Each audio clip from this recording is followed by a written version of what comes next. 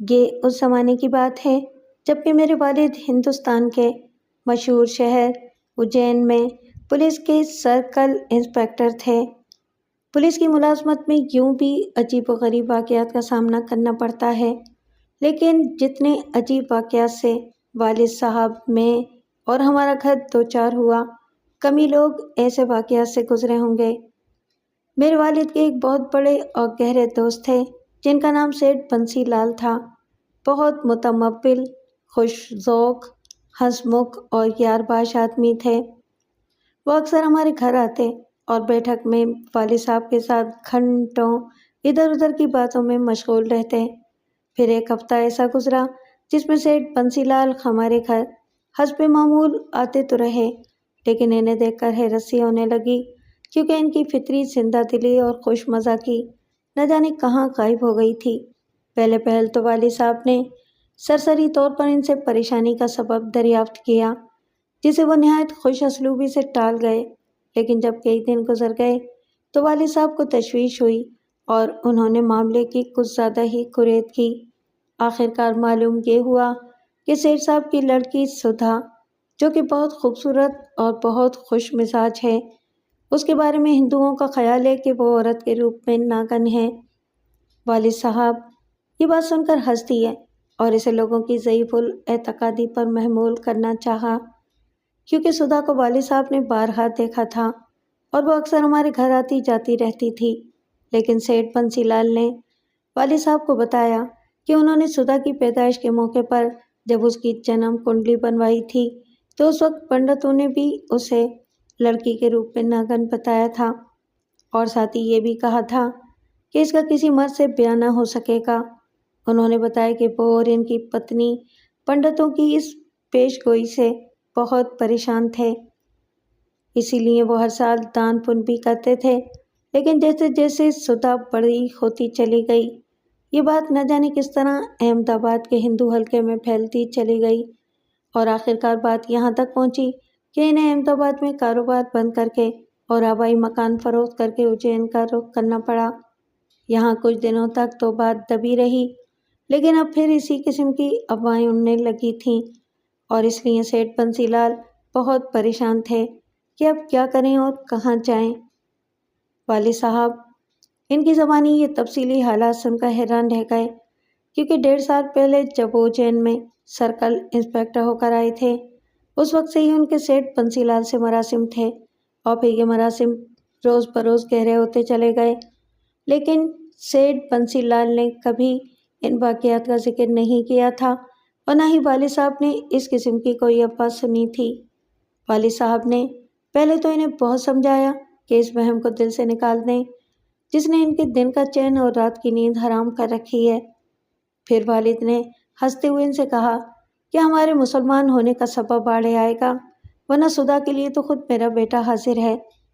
والد کی حیرت کی انتہا نہیں رہی جب سیٹھ بنسی لال نے بالکل خلاف توقع یہ جملہ کہا کہ بھیا میں تو اس پر بھی تیار ہوں اور شادی کے بعد دونوں کو چپکے سے کہیں باہر بھیج دوں گا، مگر یہ خیال ستاتا ہے کہ ہم تو برباد ہیں ہی، کہیں بیٹے دبیر کا جیون بھی نشٹ نہ ہو جائے۔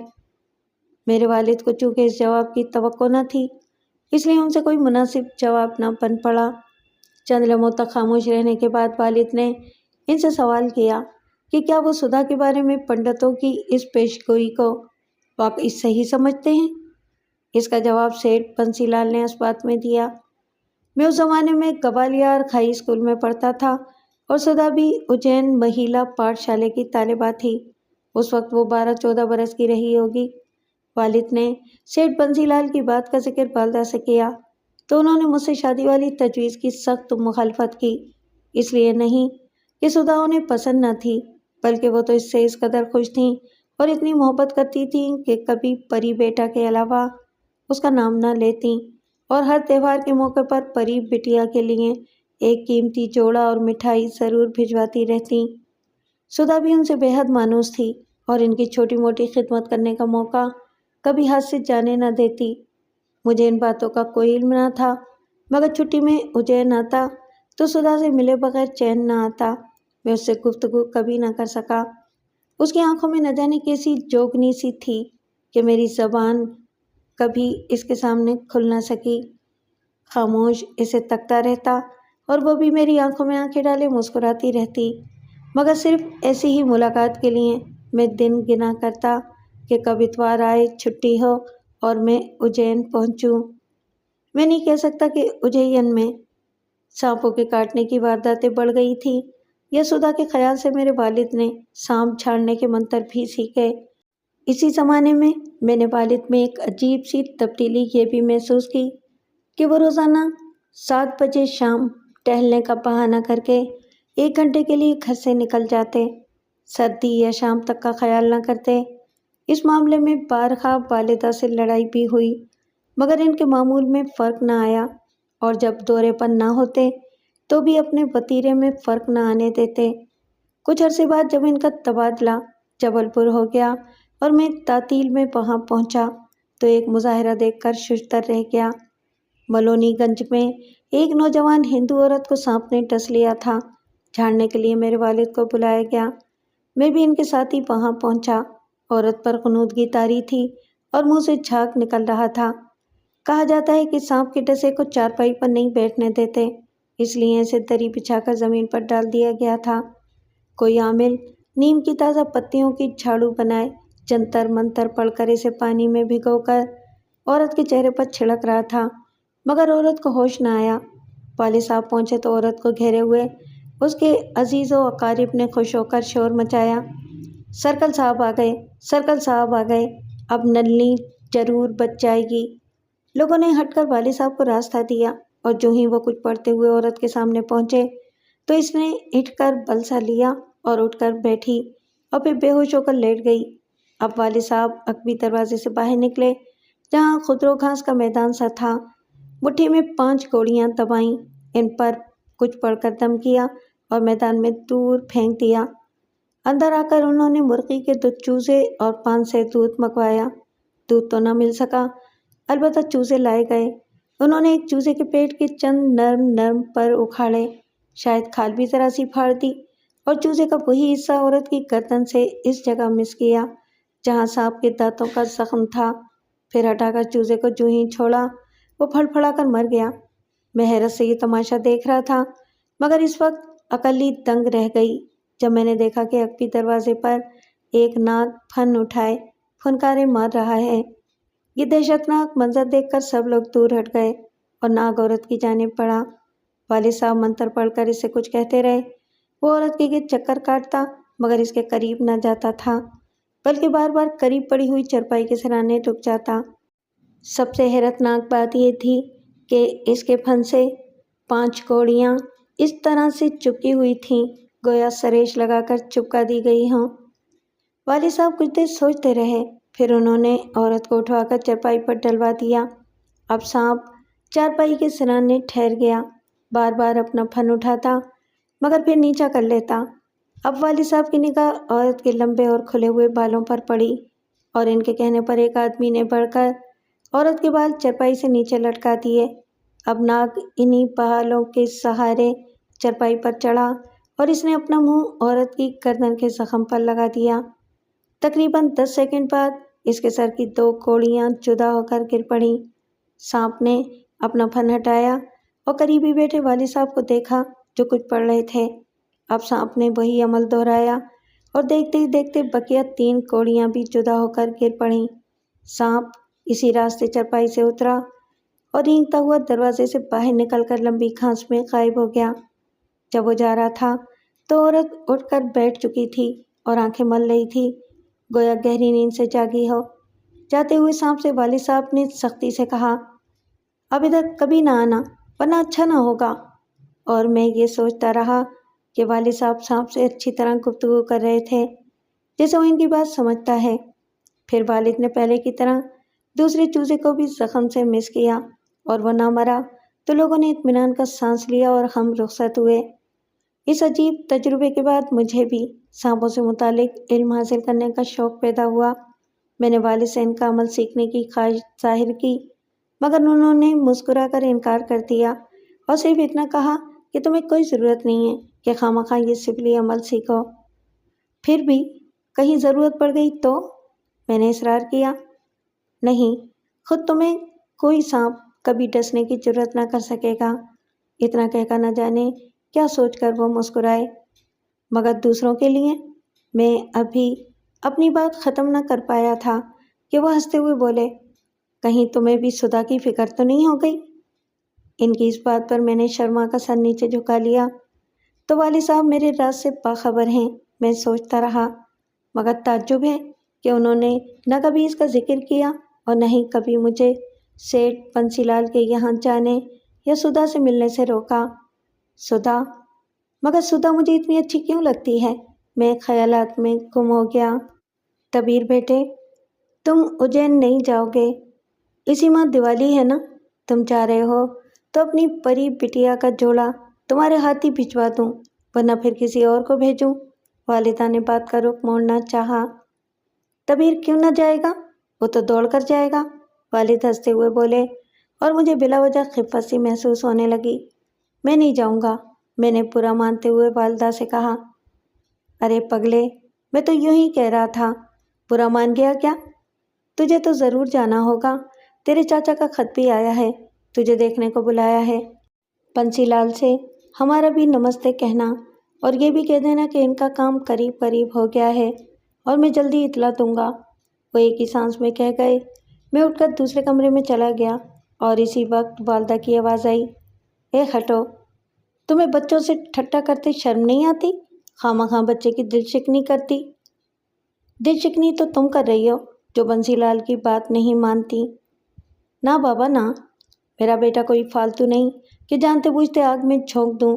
اگر بات سچ ہو گئی تو؟ مگر پری بٹیا کی معصومیت دیکھ کر تو مجھے یقین نہیں آتا، بیچاری کس مصیبت میں پھنس گئی، اور باپ کی محبت تو دیکھو، بیچارہ دھرم تک بھیٹ دینے پر تیار ہے، مگر بیٹی کو خوش دیکھنا چاہتا ہے۔ پھر وہ کچھ سوچنے لگی اور بولی، تم نے بھی تو ابھی تک کوئی بندوبست نہیں کیا؟ کیا تو ہے، سیٹھ گوکل داس سے بات چیت چل رہی ہے۔ ان کا بیٹا جیون داس ہے بھی موزوں، خوش شکل بھی ہے اور تعلیم یافتہ بھی۔ پھر میں نے کوئی بات چھپائی تھوڑا ہی ہے، ان کا بیٹا تو بنسی لال کے وہم اور ضعیف الاعتقادی پر خوب ہنسا۔ جین تو وہ لوگ ہیں ہی، مگر بنسی کی طرح کچے عقیدے کے نہیں ہیں۔ دیوالی کے بعد منگنی کا پروگرام بنا رہے ہیں۔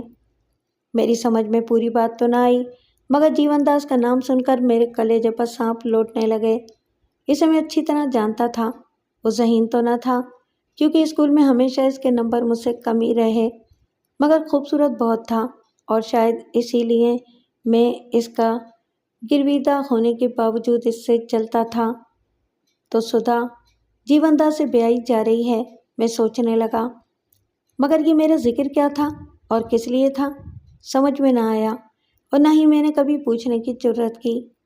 مذہبی اختلاف کے باعث جانتا تھا کہ میں سدھا کو کبھی نہیں اپنا سکتا، اسی لیے دل کو سمجھاتا رہتا، مگر نہ جانے اس میں کیسی کشش تھی کہ چند روز بھی وہ نظر نہ آتی تو بے قرار ہو جاتا اور کسی کام میں جی نہ لگتا۔ اس مرتبہ میں اپنی بات پر اڑ گیا اور والدین کے اصرار اور دلی خواہش کے باوجود دیوالی پر اجین نہ گیا۔ والد صاحب کو خود ہی جانا پڑا۔ گوکل داس اور جیون داس بھی ساتھ ہی گئے۔ واپسی پر والد صاحب بہت خوش تھے اور انہوں نے والدہ کو اپنی کامیابی اور سدھا کی منگنی کی نوید سنائی۔ والدہ بھی خوش ہو کر اپنی پری بیٹا کو غائبانہ دعائیں دینے لگیں، بلکہ انہوں نے شاید منت بھی مان رکھی تھی، جسے پورا ہوتے دیکھ کر خوشی خوشی محلے میں مٹھائی بھی تقسیم کروائی۔ مگر میرا دل اس خبر سے بجھ گیا۔ عجیب کیفیت تھی، یہ بھی نہ چاہتا تھا کہ سدھا کی شادی نہ ہو، اور یہ بھی نہیں کہ شادی واقعی ہو جائے۔ ابھی اس منگنی کا تیسرا ہی دن تھا کہ ایک عجیب سا سانحہ پیش آیا۔ صبح جیون داس ہمارے گھر آیا۔ والدہ نے ہونے والے داماد کا رشتہ لگا کر اس کی بڑی خاطر تواضع کی، پھولوں کا ہار پہنایا، 25 روپے سلامی دی اور بلائیں لے کر اسے ڈھیر ساری دعائیں دیتی رہیں، مگر اس کے چہرے پر وحشت سی برس رہی تھی اور وہ بہت گھبرایا ہوا دکھائی دیتا تھا۔ والد کے جانے کے بعد وہ کھسک کر میرے قریب بیٹھ گیا اور قبل اس کے کہ میں پریشانی کا سبب پوچھتا خود ہی بول پڑا، جانے کیا بات ہے؟ منگنی کے بعد سے مجھے ٹھیک سے نیند نہیں آ رہی، بڑے عجیب اور ڈراؤنے خواب نظر آتے ہیں، اور پھر نیند اچٹ ہو جاتی ہے۔ طبیعت کچھ خراب ہوگی؟ میں نے بے رخی سے جواب دیا۔ نہیں یار، طبیعت تو بالکل ٹھیک ہے، مگر خواب۔ پھر وہ کچھ سوچ کر کہنے لگا، تم اجین نہیں جاؤ گے؟ اجین کیوں بھلا؟ میں نے درستی سے سوال کیا۔ یوں ہی، وہ بولا، جاتے تو رہتے ہی ہو، اب کہ میری خاطر چلے جاؤ۔ تمہاری خاطر؟ آخر کیوں؟ دبیر، وہ بولا، میرا دل کہتا ہے کہ تم اجین جاؤ اور جلد واپس آ جاؤ، ورنہ شاید کیا؟ اب مجھے غصہ سا آ رہا تھا۔ شاید میرا زندہ بچنا مشکل ہو۔ کیسی مہموں والی باتیں کر رہے ہو؟ صاف صاف بتاؤ کیا بات ہے؟ اب میں متوجہ ہوا۔ بات یہ ہے، میں کئی بار خواب دیکھ چکا ہوں کہ چتا میں لیٹا جل رہا ہوں، اور سدھا کہہ رہی ہے کہ تم نے دبیر کو میرے پاس بھیج دیا ہوتا تو یہ نہ ہوتا۔ پھر میری آنکھ کھل جاتی ہے۔ پہلے تو میں اسے وہم ہی سمجھتا رہا، مگر رات جب وہی خواب پھر دیکھا تو تشویش ہوئی اور تمہارے پاس آیا۔ میری خاطر تم ایک بار سدھا کے پاس ہو آؤ، کیا پتہ اسی میں دیوتاؤں کا کوئی بھید ہو۔ دیوتاؤں کا بھید؟ مجھے ہنسی آ گئی۔ جیون داس، تم بھی نرے بدھو ہو، خواب کی بات پر اتنا ڈر گئے؟ ارے شادی سے تو نہیں ڈر گئے؟ نہیں یار، مذاق مت کرو، اب سنجیدگی سے میری بات کا جواب دو۔ تو سن لو، میں نے کہا، تمہارے دیوتاؤں کا بھید وہی جانے، میں اسے وہموں پر اپنا دماغ نہیں خراب کیا کرتا۔ میں ہرگز نہیں جاؤں گا، اور ہاں، تم بھی اپنے دل سے یہ وہم نکال دو اور خوش رہو۔ میرے نزدیک تم بڑے خوش قسمت ہو جو سدھا کماری جیسی دیوی تمہاری پتنی بننے والی ہے۔ یہ کہتے ہوئے میں اٹھا اور باہر نکل گیا۔ جیون داس نے اپنے اور میرے والدین کے ذریعے بھی مجھ پر دباؤ ڈلوایا، مگر میں نے ایک نہ سنی اور اجین جانے سے صاف انکار کر دیا۔ تاہم ان واقعات سے اجین اور سدھا کا خیال ذہن میں ایسا جم گیا کہ ایک روز میں نے بھی خواب میں دیکھا جیسے سدھا کہہ رہی ہو کہ اپنے لیے نہیں آتے تو میری خاطر ہی آ جاؤ۔ پھر وہ ملامت بھری نگاہوں سے دیکھتے ہوئے بولی، کیا تمہیں میری بھلائی کا ذرا بھی خیال نہیں؟ آنکھ کھلی تو میں اپنے وہم پر دیر تک ہنستا رہا۔ میری تعطیل ختم ہونے میں ابھی 10-12 دن باقی تھے کہ ایک صبح گوکل داس کا ملازم گھبرایا ہوا والد کو بلانے آیا۔ والد دورے پر باہر گئے ہوئے تھے۔ معلوم ہوا کہ جیون داس کو ناگ نے ڈس لیا ہے اور وہ موت و زیز کی کشمکش میں مبتلا ہے۔ مجھے سدھا یاد آ گئی۔ میں کچھ اور تو نہ کر سکتا تھا، مگر میں فوراً بھاگا ہوا جیون داس کی عیادت کو پہنچا۔ راستے بھر برے خیال آتے رہے اور دل ہی دل میں اس غریب کی صحت کی دعائیں مانگتا رہا، مگر نہ جانے کیوں بار بار جلتی ہوئی ایک چتا نگاہوں میں گھوم جاتی۔ مجھے یہ بھی رنج ہو رہا تھا کہ والد صاحب نے سانپ چھاڑنے کا عمل مجھے بھی سکھلا دیا ہوتا تو آج کام آتا۔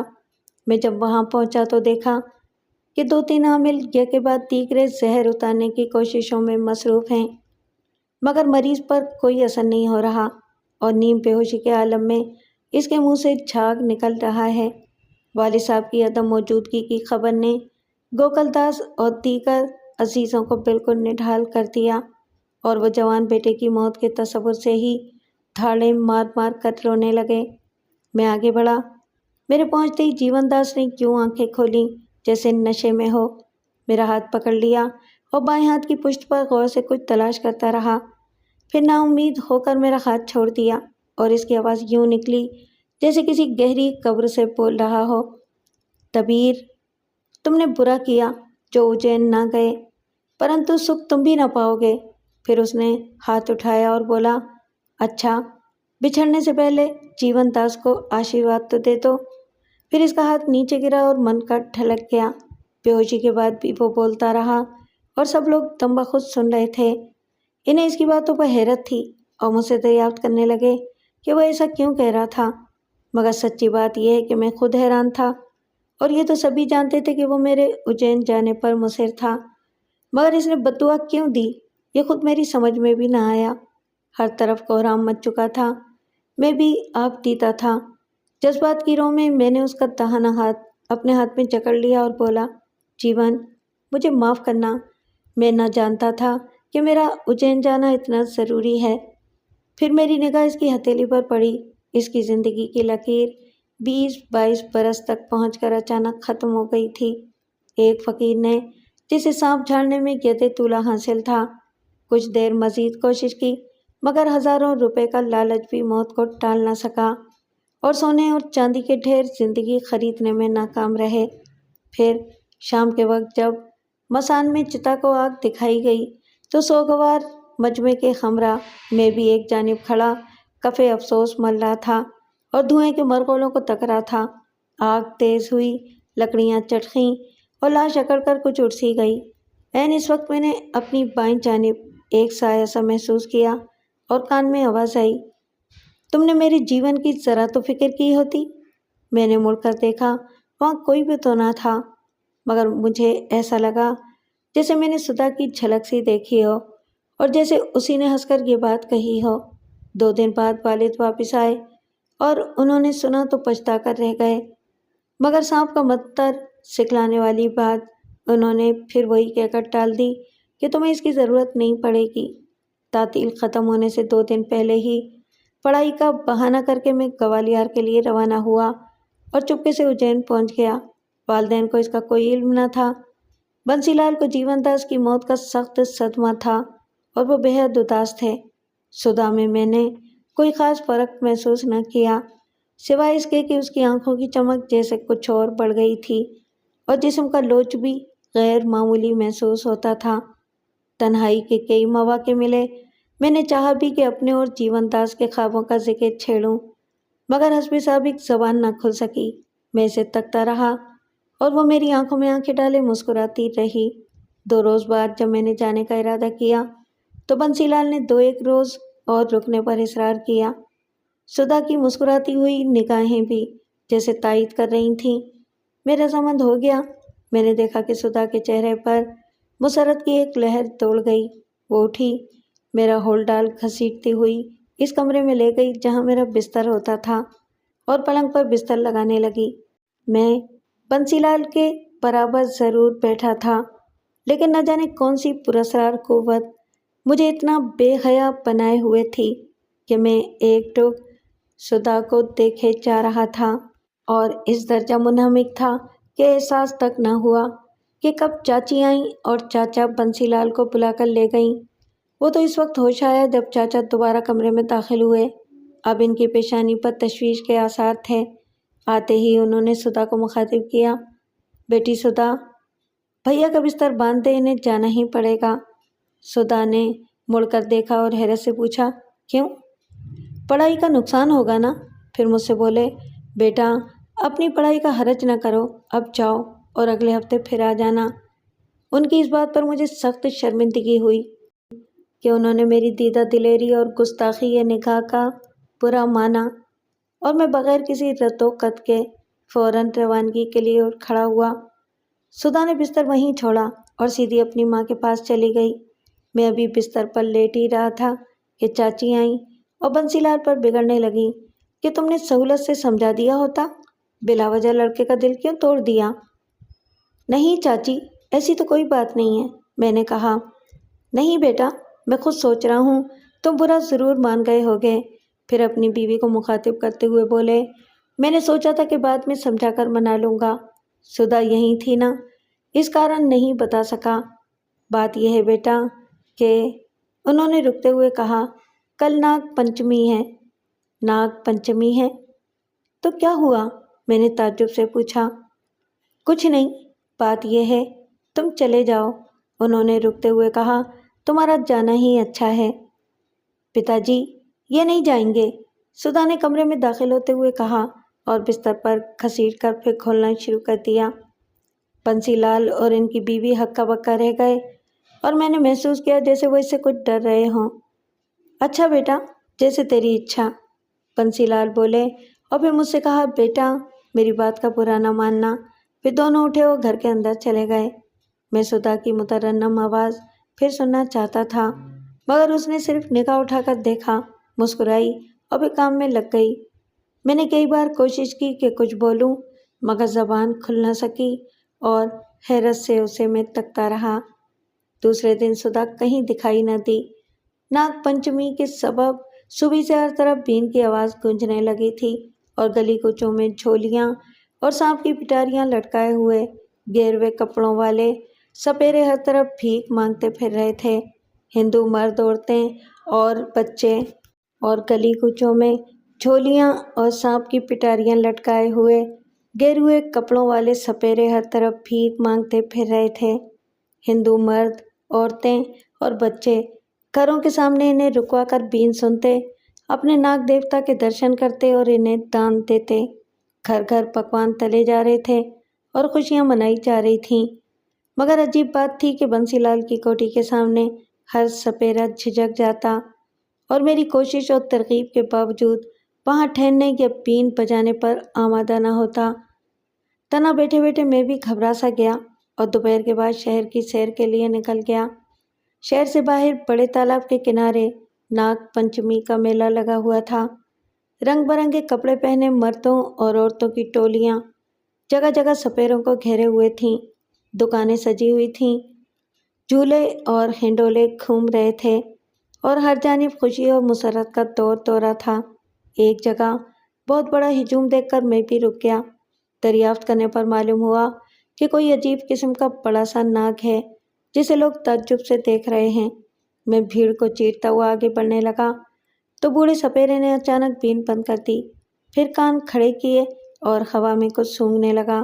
اچانک مجھ پر نگاہ پڑی تو جلدی سے پٹاری بند کرنے لگا، جس میں سے ایک بڑے پھن کا سیاہ ناگ جھانک رہا تھا۔ سانپ نے پٹاری کے اندر جانے کی بجائے سر اٹھایا اور چوڑا پھن پھیلا کر لہرانے لگا۔ بوڑھے نے پٹاری کا ڈھکنا اس کے سر پر رکھ کر پوری طاقت سے دبایا، یہاں تک کہ اس نے اپنا سارا وزن اس ڈھکنے پر ڈال دیا۔ پھن کے ساتھ اس پر لدے ہوئے سپیرے کو جھولتا ہوا دیکھ کر لوگ خوف زدہ ہو گئے اور بھگدڑ مچ گئی۔ ناگ میں بلا کی طاقت تھی۔ آخر اس نے سپیرے کو علیحدہ پھینکا اور بپھرا ہوا میری جانب لپکا۔ میں بھاگا، مگر مڑ کر دیکھا تو سانپ میرا تعاقب کر رہا تھا۔ اسی دوران میں کسی چیز سے ٹھوکر کھا کر میں گر پڑا۔ سانپ میرے بالکل قریب پہنچ چکا تھا اور ڈسنے ہی والا تھا کہ میری نگاہ ایک ٹانگے پر بیٹھے ہوئے بنسی لال پر پڑی۔ زرد رنگ کا گھونگھٹ نکالے، یقیناً سدھا ہی تھی جو ہمراہ تھی۔ وہ جب بھی باہر نکلتی اسی طرح پردہ کیے رہتی۔ اس پر نظر پڑتے ہی میں چلایا، سدھا! چلتے ٹانگے سے وہ کود پڑی اور اس نے گھونگھٹ سرکایا۔ پھر کیا ہوا مجھے کچھ یاد نہیں، صرف اتنا یاد ہے کہ میں نے سانپ کو بھاگتے ہوئے دیکھا اور سدھا کے ملاکوتی حسن کی ایک جھلک دیکھنے کے لیے لوگوں کے ہجوم نے ٹانگے کو گھیر رکھا تھا۔ پھر مجھے ہوش آیا تو یہ دیکھا کہ سارے سپیرے سدھا کو گھیرے ہوئے جھوم جھوم کر بین بجا رہے ہیں اور خوشیاں منا رہے ہیں، اور سدھا ناگن کی طرح لہرا لہرا کر رقص کر رہی ہے۔ تعجب تھا کہ میرا کسی کو خیال تک نہ تھا، بنسی لال اور چاچی کو بھی نہیں۔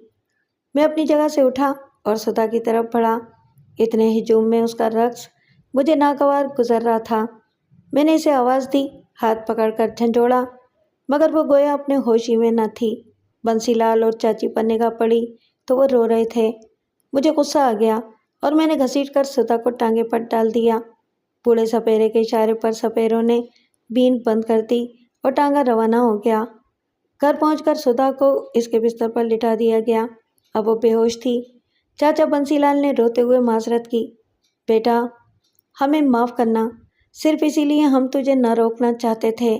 ناگ پنچمی کی شام سدھا پر اسی طرح کا دورہ پڑتا ہے، مگر وہ خود اپنے کمرے میں بند رہ کر اسی طرح ناچتی ہے اور نہ جانے کہاں سے بھی ان کی آواز بھی آتی رہتی ہے۔ ہم یہی بات تجھ سے چھپانا چاہتے تھے، مگر آج تو بیچ چوراہے پر ہنڈیا پھوٹ گئی۔ نہ جانے کیوں وہ اپنے کمرے سے نکل آئی، تجھے ڈھونڈتی رہی، پھر ضد کر کے ہمیں میلے میں لے آئی اور یہیں اسے دورہ پڑ گیا۔ مگر چاچا، سدھا نہ پہنچتی تو سانپ تو مجھے ڈس ہی چکا ہوتا۔ کیسا سانپ؟ انہوں نے حیرت سے پوچھا۔ شاید ہنگامے میں انہوں نے سانپ کو نہ دیکھا تھا۔ پھر میں نے تفصیل بتائی تو وہ اور حیران ہوئے۔ تو وہ احمد آباد سے یہاں بھی پہنچ ہی گیا، چاچی کی زبان سے نکلا۔ کون پہنچ گیا؟ میں نے کچھ نہ سمجھتے ہوئے پوچھا۔ کوئی بھی نہیں، وہ ٹانگے والا ہے نا، چاچی نے بات بنائی اور میں نے بھی زیادہ تفصیل میں جانا مناسب نہ سمجھا۔ سدھا بے ہوش پڑی ہے، میں کسی ڈاکٹر کو بلا لاؤں؟ نہیں بیٹا، اس پر کوئی دوا اثر نہ کرے گی، وہ سکتا خود ہوش میں آ جائے گی۔ اب تم بھی اپنے کمرے میں جاؤ اور بھوجن کر کے آرام کرو۔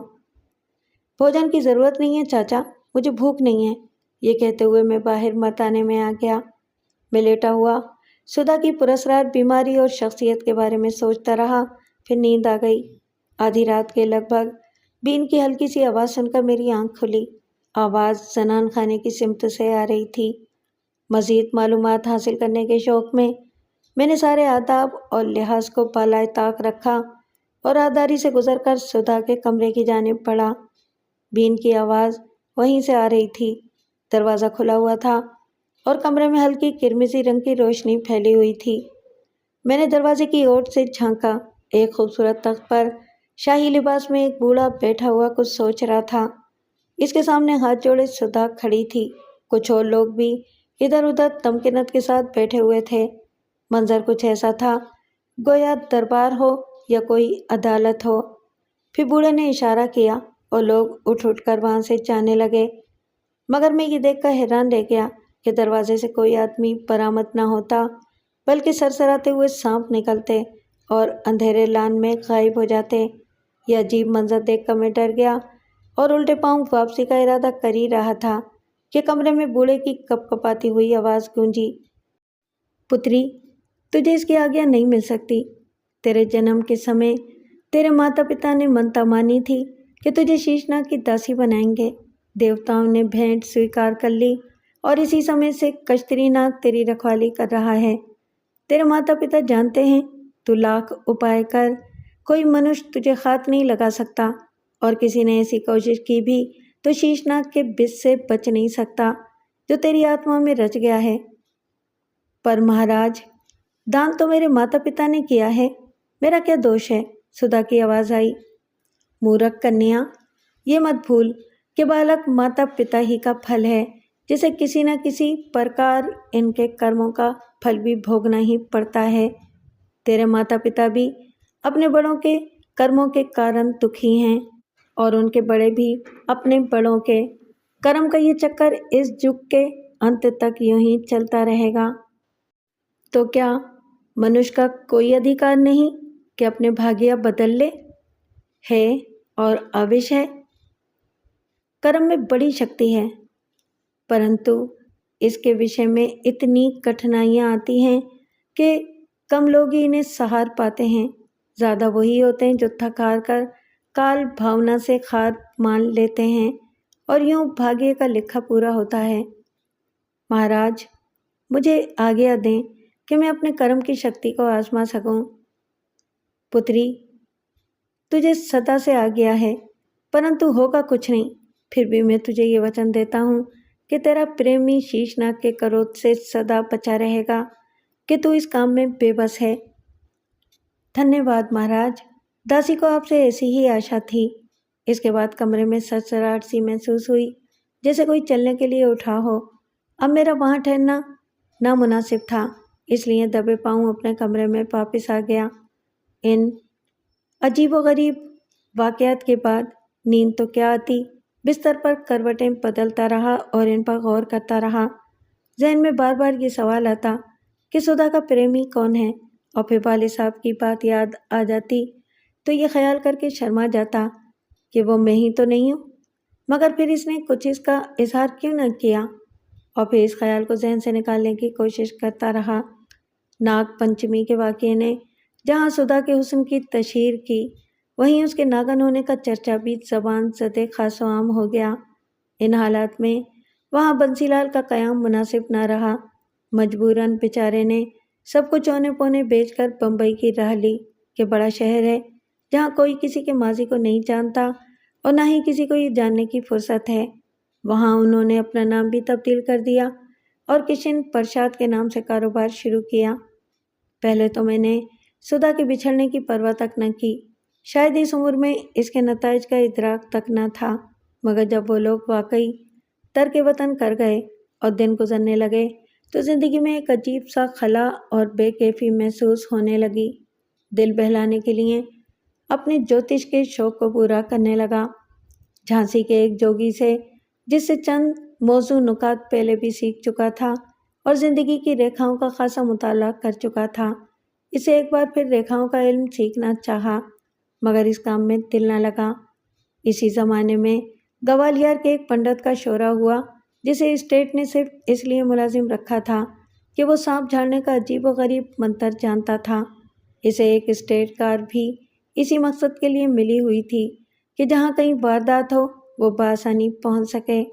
گوالیار کے لوگ خوب واقف ہوں گے کہ اپنے فن میں اسے کمال کی حد تک عبور حاصل تھا۔ ریاست میں کہیں بھی سانپ ڈسنے کی واردات ہو، صرف اس کا نام لے کر مارگزیدہ کے کپڑوں یا چٹیا میں گرا لگا دی جاتی، پھر 3 دن تک اس پر سانپ کا اثر زہر قطعی نہ تھا۔ اسی دوران وہ پنڈت اطلاع پا کر پہنچ جاتا، جھاڑتا اور مریض شفا یاب ہو جاتا۔ آج دن اس کے علم کی کرامات سن کر مجھے بھی اس کے حصول کا شوق ہوا۔ بالکل نوجوان سا آدمی تھا، مگر ٹھاٹ باٹ، ہر وقت 4 اردلیوں اور دیگر نوکروں کی خدمت گزاری، بہت معقول مشاعرہ اور شاندار مکان نے اسے بڑا مغرور بنا دیا تھا۔ بڑی کوشش کے بعد تو باریابی ہوئی، پھر اس نے اپنا علم سکھلانے سے صاف انکار کر دیا۔ اس کا رویہ بھی خاصا اہانت آمیز تھا۔ مجھے سخت غصہ آیا اور میں نے عزم کر لیا کہ اس فن میں اس سے بھی زیادہ مہارت حاصل کروں گا، مگر کس طرح یہ سمجھ میں نہ آتا تھا۔ پھر بھی میں نے کتابوں اور عالموں سے مل کر کئی عمل سیکھے۔ میرے شوق کو دیکھ کر میرے ایک بوڑھے عزیز نے بزرگوں کا بخشا ہوا وہ عمل بھی مجھے سکھلا دیا، جسے ہاتھ پر دم کر کے مارگزیدہ کو نہیں بلکہ صرف اطلاع دینے والے کو ایک تھپڑ رسید کر دیا جاتا ہے اور ادھر مارگزیدہ اچھا ہو جاتا ہے۔ مجھے 2-3 بار اس عمل کا تجربہ کرنے کا موقع بھی ملا اور میری کامیابی پر دیکھنے والے انگشت بدندار رہ گئے۔ پھر بھی میرے اندر اس پنڈت کی سی بات نہ تھی، جس کے بارے میں یہ تک مشہور تھا کہ وہ سانپ کے زہر سے مرے ہوئے آدمی کو بھی زندہ کر لیتا ہے، بشرطے کہ 2-3 گھنٹے یا 1 پہر سے زیادہ نہ گزرا ہو۔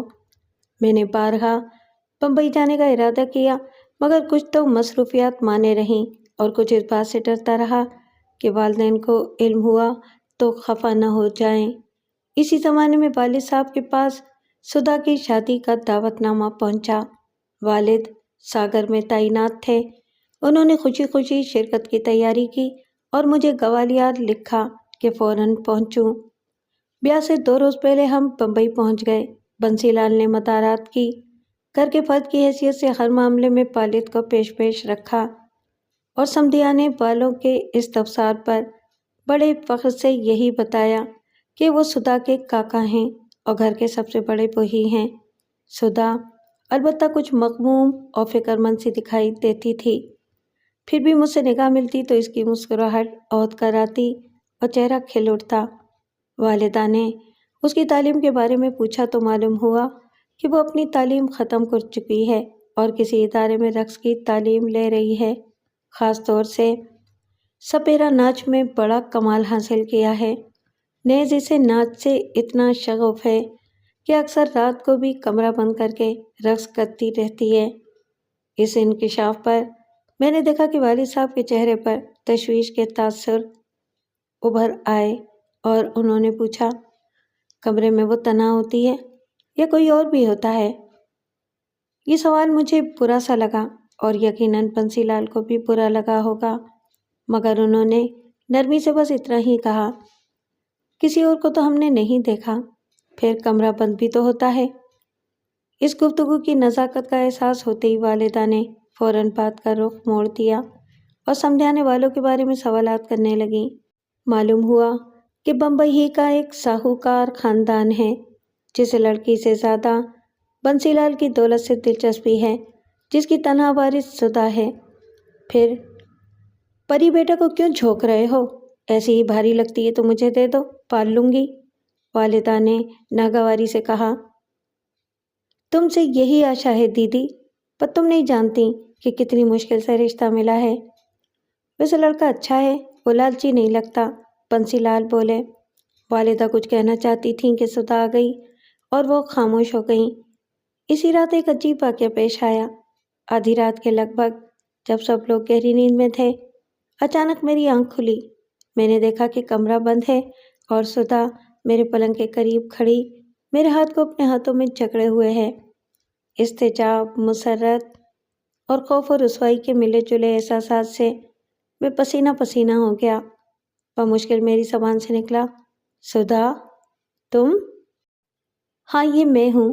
اس کی آواز اس قدر شیریں اور مترنم تھی گویا خرج کی دھن پر گھنگرو چھنک رہے ہوں۔ تم نہیں جانتے کہ تمہارے لیے کتنے کشٹ اٹھا رہی ہوں۔ پھر وہ میرے قریب بیٹھ گئی۔ میرا سپیرا ناچ پورا ہو چکا ہے۔ تم مجھ سے پریم کرتے ہو تو تمہیں بھی تھوڑا سا بلیدان دینا ہوگا۔ پھر شیشناگ مجھے تیاگ دیں گے اور میں سدا کے لیے تمہاری ہو جاؤں گی، وہ ایک ہی سانس میں کہہ گئی۔ اس اچانک اور عجیب صورتحال سے میرا دماغ چکرا سا گیا۔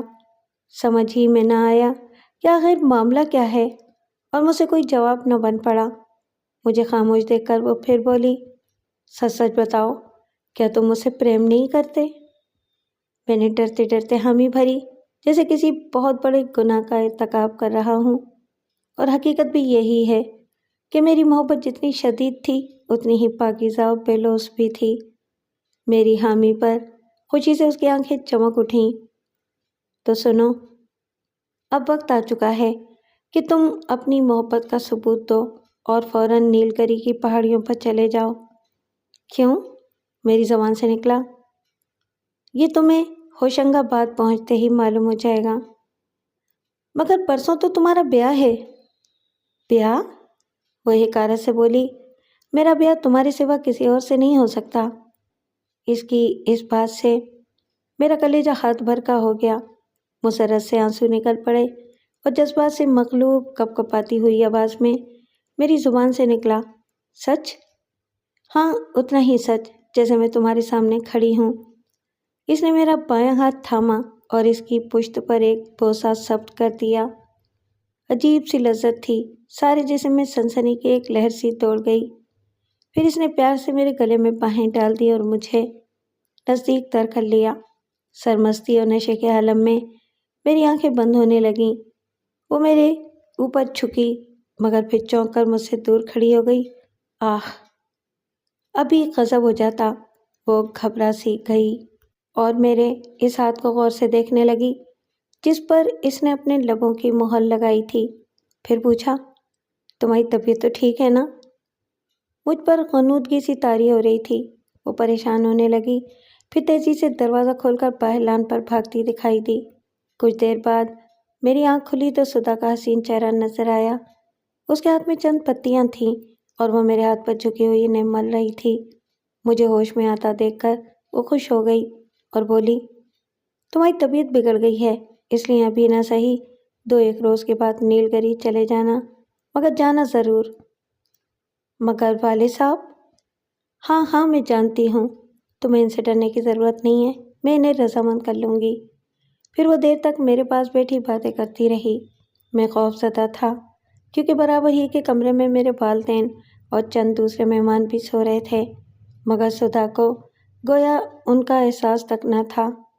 اس کے جانے کے بعد میں نے جھانک کر دیکھا تو سب لوگ گہری نیند ہی میں نظر آئے۔ دوسرے دن کوئی خاص مصروفیت نہ تھی، اس لیے چاچا بنسی لال سے اجازت لے کر ہم لوگ اپنے ایک عزیز سے ملنے کلیان چلے گئے اور وعدہ کر گئے کہ شادی والے دن صبح واپس آ جائیں گے۔ ہم جب حسب وعدہ واپس آئے تو بنسی لال کے گھر میں کوہرام مچا ہوا دیکھ کر ششدر رہ گئے۔ بنسی لال کے چند دور کے عزیز و اقارب تھے یا چندنوں کا چاکر اور بس۔ دریافت پر علم ہوا کہ جس روز ہم گئے تھے اسی رات بنسی لال اور اس کی بیوی کو کسی سانپ نے ڈس لیا اور صبح وہ دونوں ہی مردہ ملے۔ اور اس وقت تو میری حیرت کی حد نہیں رہی جب اچانک والد فوراً میری جانب مڑے اور میرا بایاں ہاتھ پکڑ کر غور سے اس کی پشت کو دیکھنے لگے۔ چور کا دل ہی کتنا ہوتا ہے؟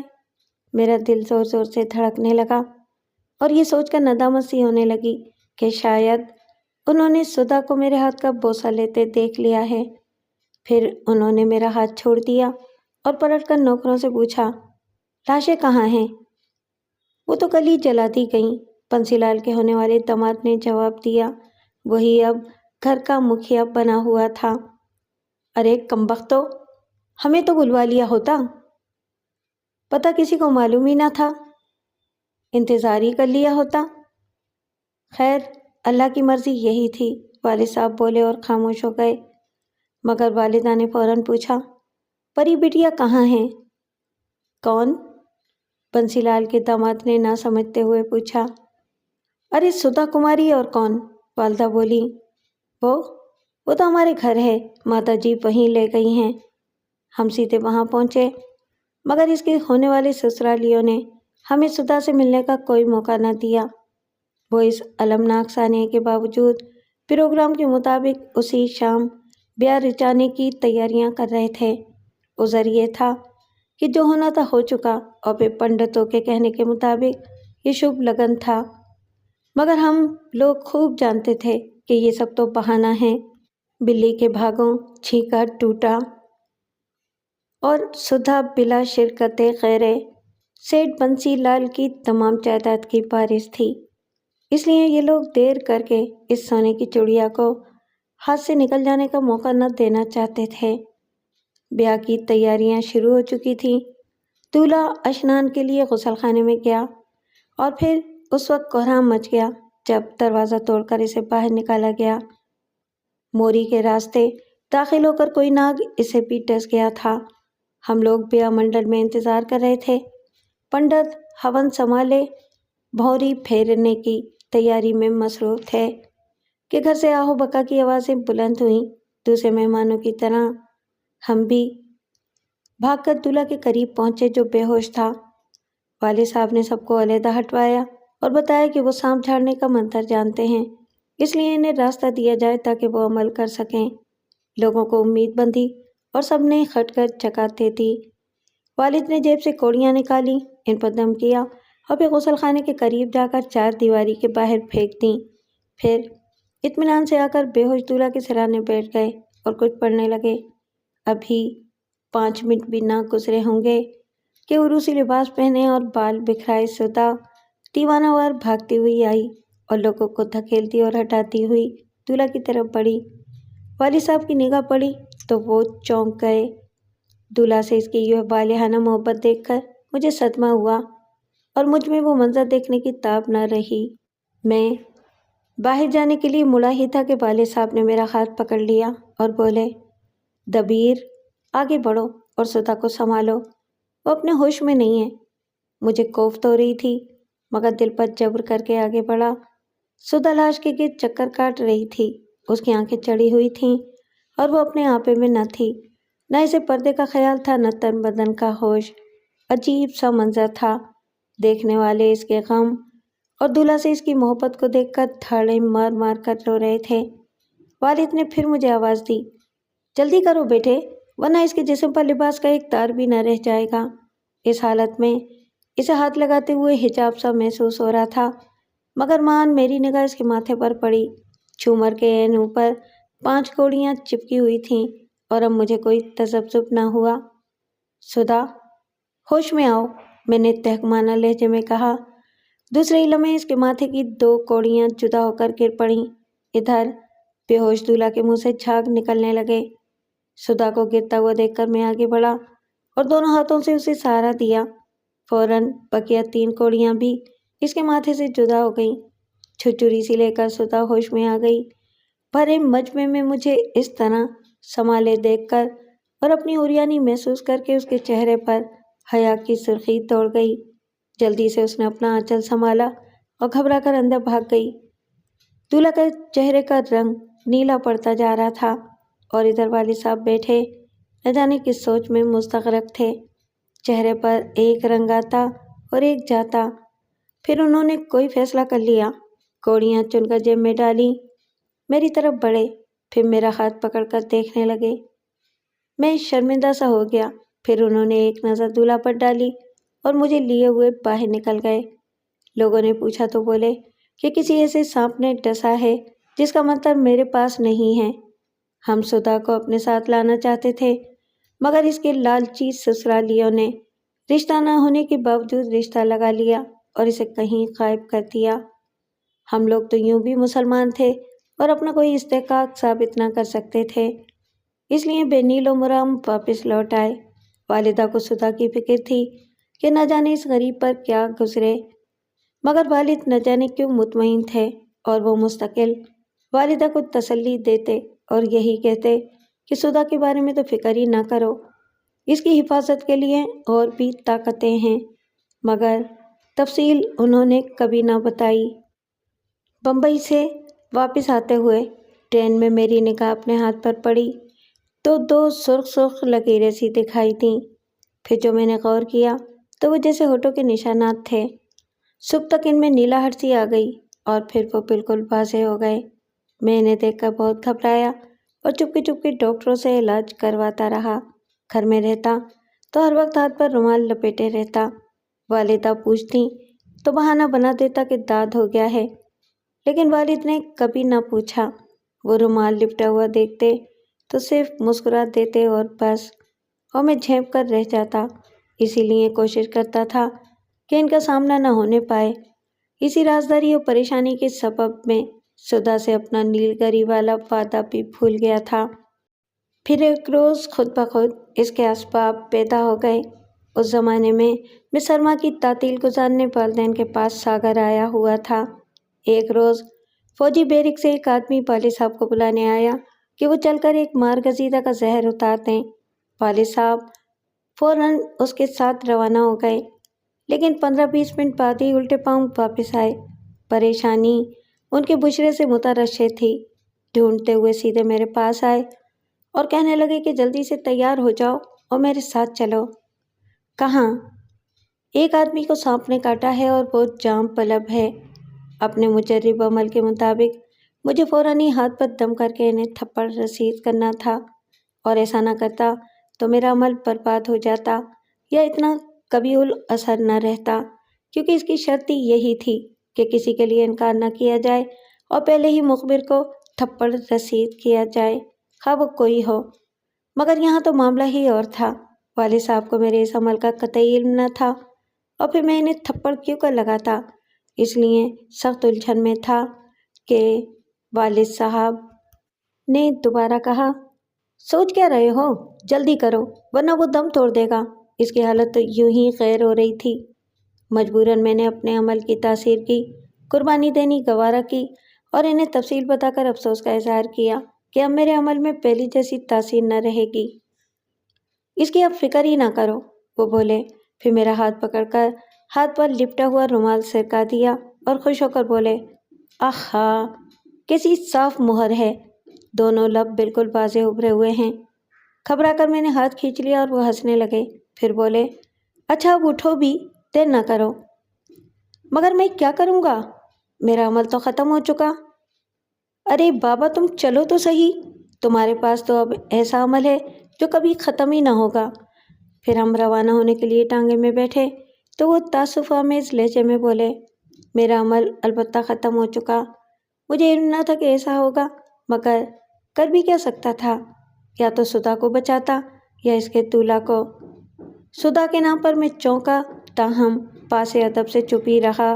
وہ پھر بولے، گرو جی نے بتایا تھا کہ کبھی ایسا موقع نہ آنے دینا کہ ناگداسی سے ٹکراؤ ہو، اور یہ بھی تاکید کی تھی کہ جس دن تم کسی سانپ کے کاٹے کو بچانے سے انکار کرو گے اسی دن تم سے یہ منتر چھن جائے گا۔ مجھے شبہ تو تھا، مگر یقین نہ تھا کہ سدھا ہی ناگداسی نکلے گی۔ دولہا کو بچاتا تو سدھا کا بھید بھی سب کے سامنے کھل جاتا۔ اسی لیے میں نے پھر وہ کچھ سوچنے لگے اور مجھے بھی ایک بات یاد آئی، دولہا کو آپ کبھی بچا نہ پاتے۔ میری زبان سے نکلا، کیوں؟ اس لیے کہ میری نگاہ اس کی جیون ریکھا پر پڑی تھی اور وہ 28 برس کی عمر تک پہنچ کر ختم ہو گئی تھی۔ دولہا کی عمر اتنی ہی رہی ہوگی۔ اچھا، کیا تم یہ فن جانتے ہو؟ انہوں نے قدرے دلچسپی سے پوچھا۔ ہاں، یوں ہی شد بدھ۔ تو تم اب تک نیل گری کیوں نہ گئے؟ نیل گری؟ میں چونک پڑا۔ کیوں؟ گرو جی نے تو بتایا تھا کہ ناگداسی خود تم سے کہے گی۔ تعجب ہے، سدھا نے تم سے اب تک کیوں نہ کہا؟